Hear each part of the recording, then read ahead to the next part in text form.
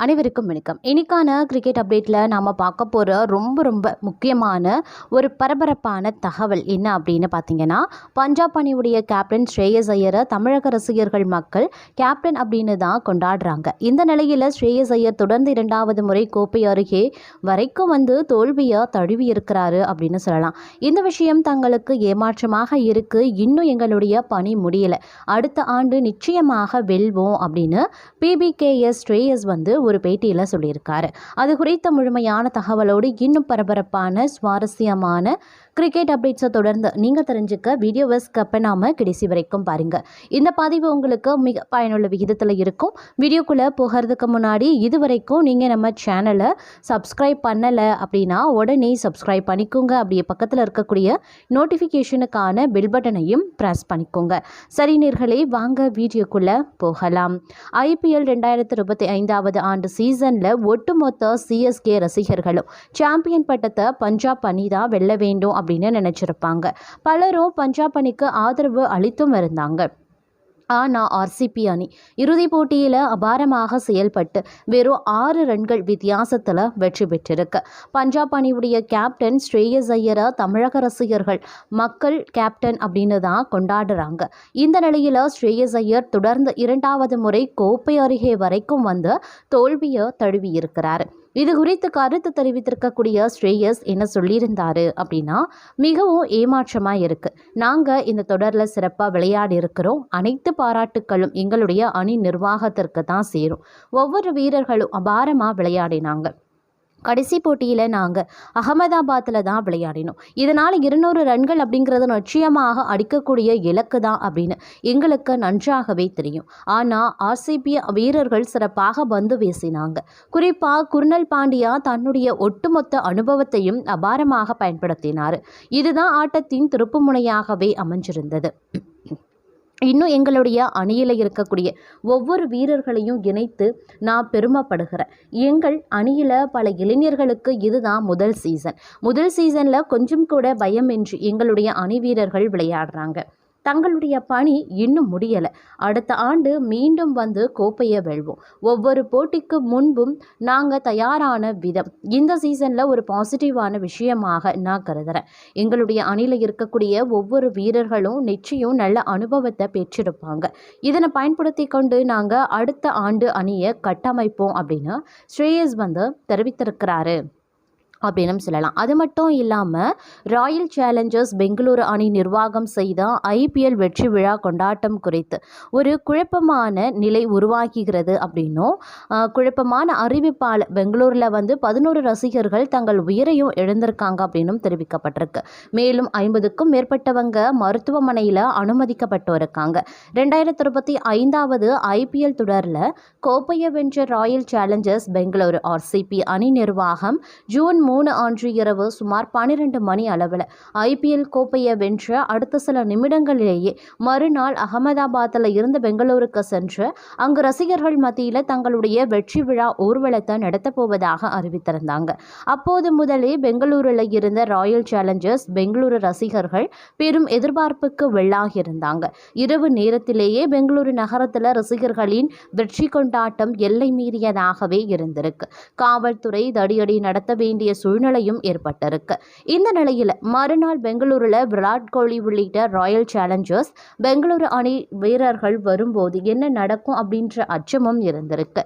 இதற்கிடையில காவல்துறை பெங்களூரு நகர சூழ்நிலையை ஆய்வு செய்து அந்த அணியுடைய வெற்றி ஊர்வலத்தை ரத்து செய்ததாக அறிவித்திருந்தாங்க. அந்த அறிவிப்பு வெளியான அடுத்த சில மணி நேரங்களில் ராயல் சேலஞ்சர்ஸ் பெங்களூரு அணியுடைய சமூக வலைதளங்களில் மாலை 5 மணிக்கு வெற்றி ஊர்வலம் நடைபெறும் அப்படின்னு அறிவிப்பு வெளியானது. இந்த குழப்பமான அறிவிப்பை அடுத்து ரசிகர்களின் கூட்டம் மேலும் அதிகரிச்சிருக்கு. குறிப்பாக சின்னசாமி மைதானத்தில் RCB அணி வீரர்கள் பங்கேற்கும் வெற்றி விழா நடக்க இருக்கு. அதைத் தொடர்ந்து வெற்றி விழா ஊர்வலம் நடக்க இருப்பதாக அணி நிர்வாகம் அறிவித்திருந்தாங்க. அதனால சின்னசாமி மைதான வாயில்களில் பல்லாயிரக்கணக்கான ரசிகர்கள் ஒரே நேரத்தில் ஒன்று கூடியும் இருந்தாங்க. அவர்கள் மதியம் முதலே சின்னசாமி மைதானத்தை சுற்றி குவிந்தாங்க. மாலை 4:30 மணி அளவில் அங்கு தள்ளுமுள்ளும் ஏற்பட்டிருக்கு. மைதான வாயில்களை உடைப்பதற்கான முயற்சிகளும் மதில் சுவர் மீது ஏறி குதிக்கும் முயற்சிகளும் நடந்திருக்கு. நிலைமை எல்லை மீறியதால காவல்துறை லேசான தடியடி நடத்த வேண்டிய சூழ்நிலையும் வந்திருக்கு. இதற்கு இடையில பல நபர்கள் இந்த கூட்ட நெரிசல்ல சிக்கி மயக்கமடைஞ்சாங்க. சிலர் காயமும் அடைந்தாங்க. இதையடுத்து அங்கு இருந்த பொதுமக்களும் காவலர்களும் அவர்களை மருத்துவமனைக்கு அனுப்பி வைக்க முயற்சி பண்ணாங்க. இந்த ஒட்டுமொத்த சம்பவத்திற்கும் சரியான திட்டமிடல் இல்லாதது முக்கிய காரணமாகவே அமைஞ்சது. அந்த அனைத்துக்கும் மேல பெங்களூரு போன்ற போக்குவரத்து நெரிசல் மிக்க நகரத்தில் வெற்றி விழா ஊர்வலம் நடத்த வேண்டும் அப்படின்னு திட்டமிட்ட ராயல் சேலஞ்சர்ஸ் பெங்களூரு அணி நிர்வாகம் தான் இதில் மிகப்பெரிய தவறு செய்திருக்காங்க. மேலும் கர்நாடக மாநில அரசும் கொடுத்து சரியான முறையில் ஆய்வு செய்திருக்க வேண்டும். இந்த ஊர்வலத்திற்கு அவர்கள் அனுமதித்திருக்க கூடாது. பெங்களூரு அணி வீரர்கள் நேராக சின்னசாமி மைதானத்திற்கு வந்து சேர்ந்திருந்தா இந்த சம்பவங்கள் எதுவும் அரங்கேறியும் இருக்காது. மாறாக விமான நிலையத்தில் இருந்து ஹோட்டல் அறைக்கு சென்று அவர்கள் பிறகு அங்கிருந்து கர்நாடக முதல்வரை சந்தித்திருக்காங்க. பின்னர் அங்கிருந்து சின்னசாமி மைதானத்திற்கும் சென்றாங்க. இந்த நிகழ்ச்சிகள் அனைத்துமே சுமார் 4 மணி நேர இடைவெளியில் நடந்திருக்கு. ராயல் சேலஞ்சர்ஸ் பெங்களூரு அணி வீரர்கள் ஒவ்வொரு இடத்துல இருந்து ஒவ்வொரு இடத்திற்கு செல்லும் போதும் கூட்டம் அதிகரித்து கொண்டே சென்றிருக்கு. இதை குறித்து கர்நாடக அரசும் ராயல் சேலஞ்சர்ஸ் பெங்களூரு அணி நிர்வாகமும் முன்பே சிந்தித்திருக்கணும். காவல்துறை முன்பாகவே போக்குவரத்து நெரிசல் ஏற்படும் என்பதை சுட்டிக்காட்டி ஊர்வலத்தை ரத்து செய்த நிலையில அந்த ஊர்வலம் நடக்கப் போவதாக ராயல் சேலஞ்சர்ஸ் பெங்களூரு அணி நிர்வாகம் அறிவித்தது மிகப்பெரிய சிக்கலை ஏற்படுத்தியிருக்கு. தற்போது 11 பேர் பலியாகியும் இருக்காங்க. இன்னும் பலர் இருக்கலாம் அப்படின்ற அச்சமும் எழுந்திருக்கிறது. இந்த நிலைக்கு ராயல் சேலஞ்சர்ஸ் பெங்களூரு நிர்வாகம் மற்றும் கர்நாடக அரசு இணைந்தே பொறுப்பேற்க வேண்டும் அப்படின்னும் கோரப்பட்டிருக்கிறது. அது மட்டும் இல்லாமல் பெங்களூரு அணியின் வெற்றி கொண்டாட்டத்தை காண வந்தவர்களில் கூட்ட நெரிசல் ஏற்பட்டு 11 பேர் உயிரிழந்த நிலையில் இந்த நிகழ்ச்சி ஏற்பாடு குறித்து IPL நிர்வாகத்திற்கு தகவல் வரல கமிட்டி தலைவரான அருள்துமல் தெரிவித்திருக்கிறார். ராயல் சேலஞ்சர்ஸ் பெங்களூரு அதாவது RCB முதல் IPL கோப்பை வெற்றியை கொண்டாடும் போது மைதானத்திற்கு வெளியில கூட்ட நெரிசல் ஏற்பட்டது. இந்த கூட்ட நெரிசல்ல 11 பேர் பரிதாபமாக உயிரிழந்த நிலையில 33 பேர் காயமும் அடைஞ்சிருந்தாங்க. இந்த சம்பவம் பார்த்தீங்க அப்படின்னா தற்போது பெரும் வைரலாகி பரபரப்பையும் ஏற்படுத்தி வந்துட்டுருக்கு அப்படின்னு சொல்லலாம். அது மட்டும் இல்லாமல் மைதானத்தில் கொண்டாட்டங்கள் குறித்து PCCIக்கு எந்த முன் தகவலும் இல்லை அப்படின்னு அவர் சொல்லியிருக்காரு. இந்த துயர சம்பவம் துரதிருஷ்டவசமானது அப்படின்னு மனவேதனை அளிக்கிறது அப்படின்னும் அவர் சொல்லியிருக்காரு. இந்த துயர சம்பவம் குறித்து இது மிகவும் சோகமான மற்றும் துரதிருஷ்டவசமான சம்பவம்.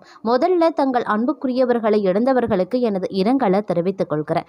இந்த நிகழ்வு குறித்து PCCIக்கு எந்த முன் தகவலுமே இல்லை. இந்த சம்பவம் குறித்து அறிய நான் அங்கு சென்றபோது உள்ளே இருந்த யாருக்கும் வெளியே என்ன நடக்குது அப்படின்னு தெரியல. ஏன்னா அங்கு ஒரு பெரிய கூட்டமே இருந்திருக்கு.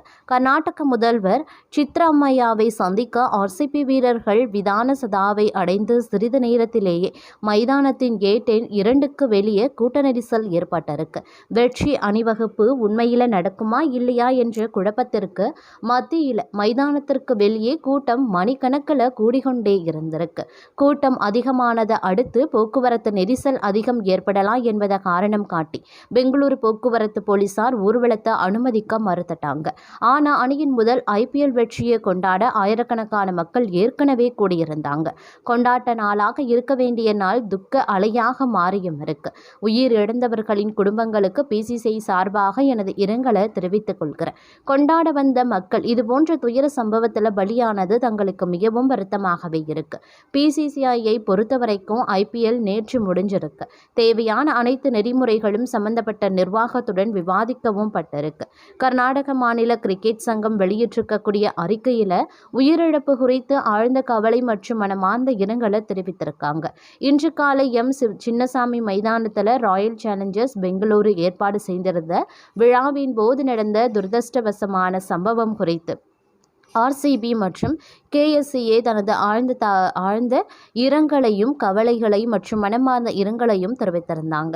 இந்த சம்பவத்தின் போது ஏற்பட்ட துயரமான உயிரிழப்பு மற்றும் காயங்களால் நாங்கள் மிகவும் வருத்தம் அடைஞ்சிருக்கோம். இந்த சம்பவத்தால் பாதிக்கப்பட்ட குடும்பங்களுடன் எங்கள் எண்ணங்களும் பிரார்த்தனைகளும் இருக்கு. இந்த துயரத்திற்கு நாங்கள் மனதார வருந்துகிறோம். இந்த துயரம் அப்படிங்கிறது மிகவும் கடினமான நேரத்தில் துயரமடைந்த குடும்பங்களுடன் நிற்கிறோம் அப்படின்னு அந்த அறிக்கையில் கூறப்பட்டிருக்கு. உயிரிழந்த ஒவ்வொருவரின் குடும்பத்திற்கும் கேஎஸ்சிஏ ரூபாய் 5 லட்சம் இழப்பீடும் அறிவித்திருக்காங்க. கர்நாடக மாநில அரசும் இறந்தவர்களின் குடும்பத்திற்கு ரூபாய் 10 லட்சம் இழப்பீடு அறிவித்தும் இருக்கிறாங்க.